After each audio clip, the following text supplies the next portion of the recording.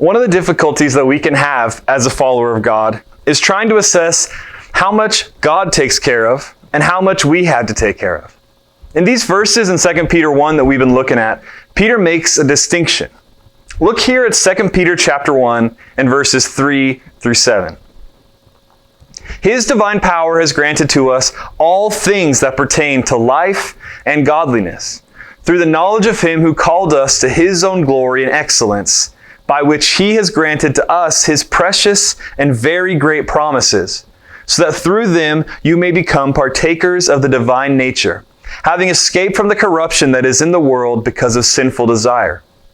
For this very reason, make every effort to supplement your faith with virtue, and virtue with knowledge, and knowledge with self-control, and self-control with steadfastness, and steadfastness with godliness, and godliness with brotherly affection, and brotherly affection with love.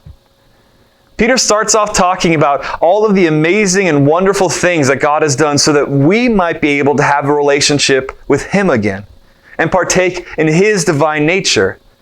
But then he transitions to us. Did you catch it? After writing about how gracious God is and all of His great promises, Peter writes, for this very reason. Based off of everything God has done, for this very reason we ought to act. Specifically, Peter says, for this very reason we must make every effort or apply all diligence to having the godly traits that will follow. Once we realize all of the great and amazing things our God has done for us, the reasonable response is to do whatever we can for Him. God's grace motivates us to make every effort, to be diligent, earnest, and eager to follow in His footsteps. The main work God has for each of us to be concerned with is supplementing our character with His character, replacing our spirit and our attitude with His.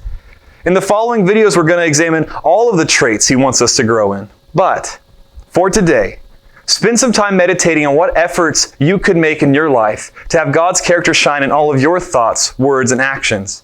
And then do whatever you can to make that come to fruition.